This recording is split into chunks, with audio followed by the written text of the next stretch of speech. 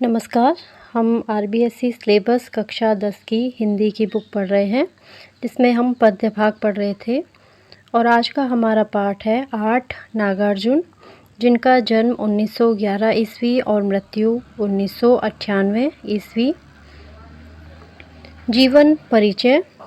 हिंदी और मैथिली के अप्रतिम लेखक और कवि नागार्जुन का जन्म बिहार राज्य के दरभंगा जिले के सतलखा गांव में हुआ था। उनका मूल नाम बैद्यनाथ मिश्र था। आरंभिक शिक्षा संस्कृत पाठशाला में हुई, फिर अध्ययन के लिए वे बनारस और कोलकाता गए। 1936 में लंका गए और वहीं बौद्ध धर्म में दीक्षित हुए।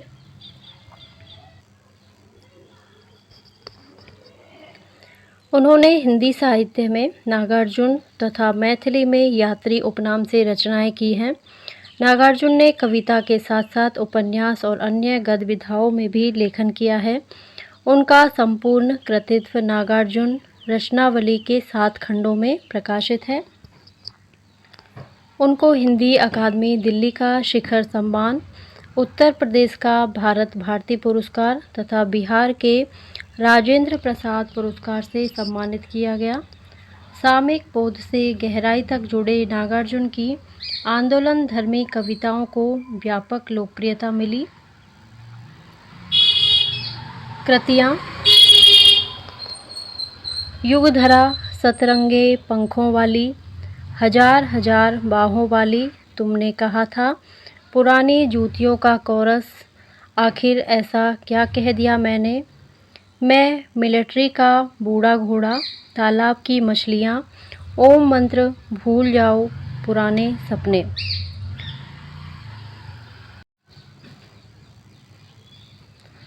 पाठ परिचय।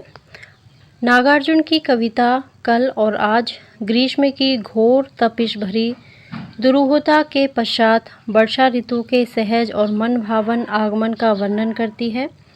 ग्रीष्म ऋतु के हताश एवं उदास मुख कृषक, धूल स्नान करते पक्षी वृंद, सूखे खेतों का वीराना उजाड़पन और बदरंग आसमान, जहां एक ओर समाज के सोपान पर छूटे हुए अंतिम आदमी का प्रतिनिधित्व करता है, वहीं दूसरी ओर प्रकृतिगण चित्रण की सहजता को भी दर्शाता है। वर्षा ऋतु का आगमन परिवर्तन का संकेत है। वर्षा के आगमन से प्रकृति रूपी सुकन्या नृत्य करती हुई प्रतीत होती है। प्रकृति के समस्त उपादान भी उसका साथ देते प्रतीत होते हैं। ऋतु चक्र का अत्यंत सजीव अंकन इस कविता की विशेषता है। ठेठ देशज उपादानों का प्रयोग मुग्धकारी है। भाषा की दृष्टि से नागार्जुन का ठेठ देसी अंदाज मनोरम है। उषा की लाली कविता में कवि नागार्जुन का प्रकृति प्रेम सहज रूप में मुखरित हुआ है। शिशु रूप में उगते सूर्य की अप्रतिम छटा से कवि का मन अभिभूत हो जाता है तथा उदय होते सूर्य की केसरी आभा, जो कि हिमगिरी के स्वर्ण शिखर का आभास दे रही है, से कभी दूर नहीं होना चाहता। कविता है कल और आज। अभी कल तक गालियां देती तुम्हें हताश खेतीहर, अभी कल तक धूल में नहाते थे गौरैयों के झुंड, अभी कल तक पथराई हुई थी धनहर खेतों की माटी, अभी कल तक धरती की कोख में दुबके पड़े थे मेढक, अभी कल तक उदास और बदरंग था आसमान, और आज ऊपर ही ऊपर तन गए हैं तुम्हारे तंबू, और आज छमका रही है पावस रानी बूंदा बूंदियों की अपनी पायल, और आज चालू हो गई है झींगुरों की शहनाई अविराम, और आज जोरों से कूक पड़े नाचते थिरकते मोर, और आज आ गई वापस जान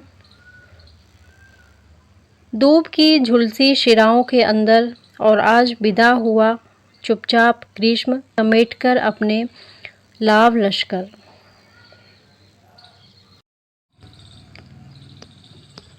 तो प्रस्तुत कविता नागार्जुन कवि की है, जिसका शीर्षक है कल और आज।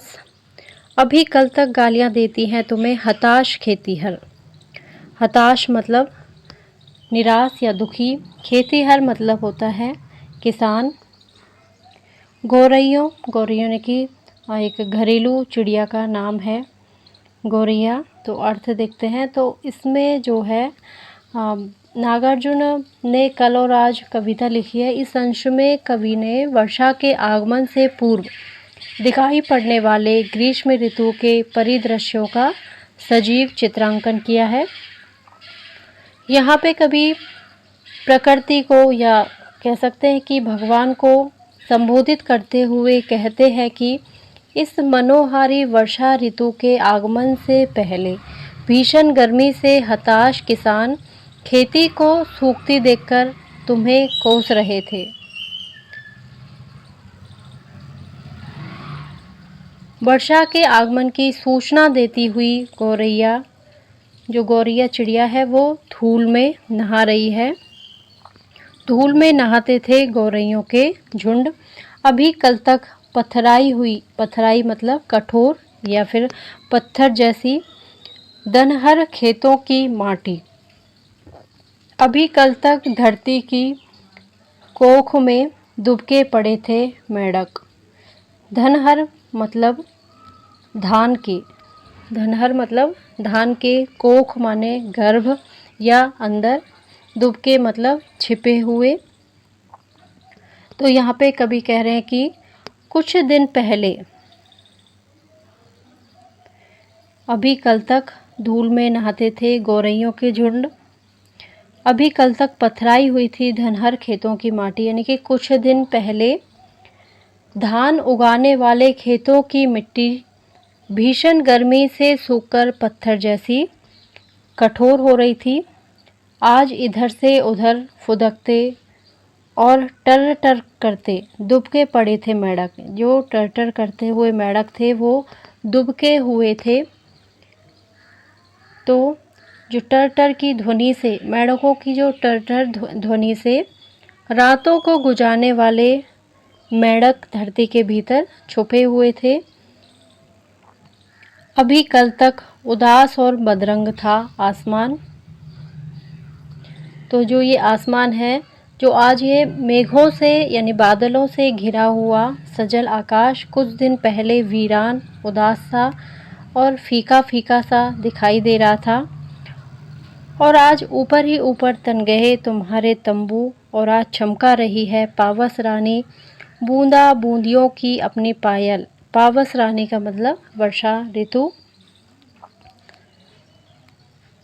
तो यहाँ पे कवि कह रहे थे कि आसमान जो फीका फीका दिखाई दे रहा था, आज उसमें तंबू तन गए, यानी कि बादल ऐसे लग रहे हैं जैसे तंबू तन गए हैं। यानी कि वर्षा ऋतु के आते ही सारा परिदृश्य बदल गया है। चारों ओर शीतल सृजर और मन को तरंगित करने वाले दृश्य दिखाई दे रहे हैं। वर्षा ऋतु का आगमन जैसे ही हुआ है तो प्रकृति में परिवर्तन और दृश्यों का सजीव बिंब यहाँ पे कवि ने दिखाया है। ग्रीष्म ऋतु के बाद वर्षा ऋतु के आते ही प्रकृति का सारा परिदृश्य बदल गया है। कल तक जो वीरान और बदरंगा लग रहा था आसमान, वो अब बादलों के सजल तंबू वहाँ तन गए हैं। और सांवले सलोने मेघों ने किसानों के उदास मुखों पर मुस्कान बिखेर दी है।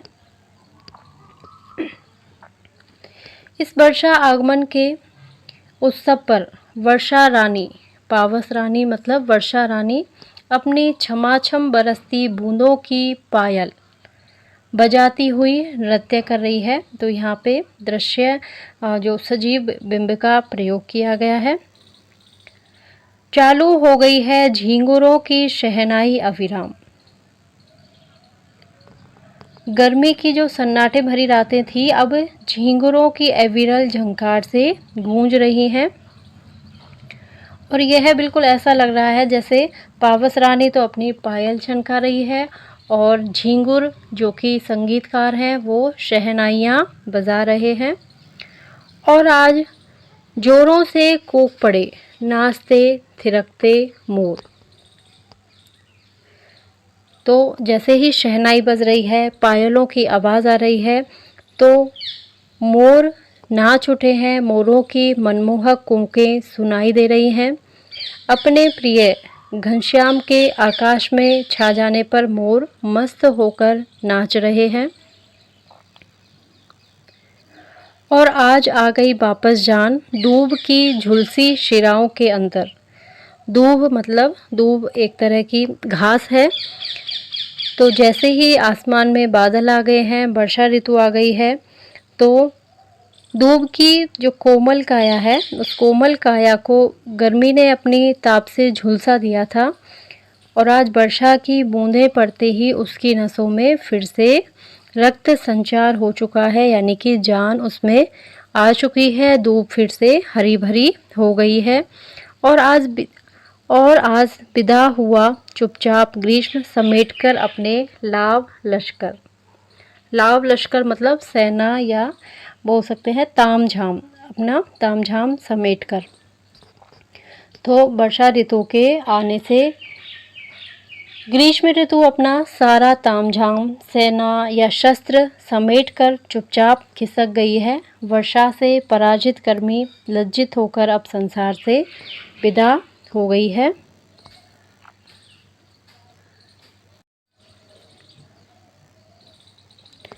नागार्जुन की दूसरी कविता है उषा की लाली। उषा की लाली में अभी से गए निखर, हिमगिरी के कनक शिखर। आगे बढ़ा शिशु रवि, बदली छवि, देखता रह गया अपलक कभी। डर था प्रतिपल अपरूप, यह जादुई आभा, जाए ना बिखर। उषा की लाली में भले हो उठे थे निखर, हिमगिरी के कनक शिखर।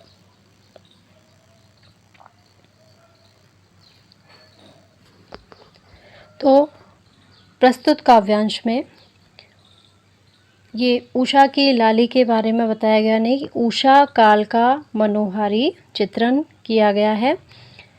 कवि कहते हैं कि यद्यपि अभी दिन का प्रकाश नहीं फैला है, फिर भी पर्वतों की हिम में मंडित चोटियाँ,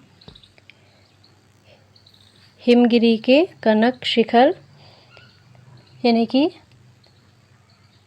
हिम में जो मंडित चोटियाँ हैं, उषा की लालिमा पड़ने से अभी से ही सुनहले रंग में निखरी सी दिखाई दे रही हैं। आगे बढ़ा शिशु रवि, बदली छवि, देखता रह गया अपलक कभी। जैसे ही छोटा सूर्य आकाश में बढ़ा, शिशु रवि का मतलब होता है छोटा सा सूर्य, यानी कि जन्म लेता हुआ सूर्य, जिसको शिशु की उपमा दी गई है। तो छोटा सूर्य आकाश में आगे बढ़ा, प्रकृति का दृश्य बदल गया। बदली छवि मतलब पूरा दृश्य ही बदल गया। प्रातःकालीन इस रोमांचक दृश्य को सामने पाकर कवि आश्चर्यचकित होकर उसे एकदम देखता रह गया। डर था प्रतिपल अपरूप, यह जादुई आभा, जाए ना बिखर। तो नागार्जुन कवि कहते हैं कि कवि जो है मन ही मन में डर रहे थे कि ऐसा सुंदर प्राकृतिक दृश्य कहीं अदृश्य न हो जाए। आकाश में ऊंचा उठ रहा उषाकालीन रंगों की छटा कम होती जा रही थी। कभी नहीं चाहता था कि ऐसा अनूठा दृश्य शीघ्र ही लुप्त हो जाए। उसे मन ही मन डर लग रहा था। उषा की लाली में भले हो उठे थे निकर, हिमगिरी के कनक शिखर। वह प्रकाश का संपूर्ण अद्भुत नज़ारा एक जादू के खेल जैसा लग रहा था। कभी चाहता था कि वह दृश्य अभी और देखने को मिले और ये दृश्य बिखर न जाए। उषा की लालिमा पड़ने से पर्वतों के शिखर बड़े सुहावने लग रहे थे। उनका रूप निखर उठा था। वे सोने के जैसे लगने वाले शिखर कवि को मन ही मन मुग्ध कर रहे थे। अब है इसके कठिन शब्दार्थ।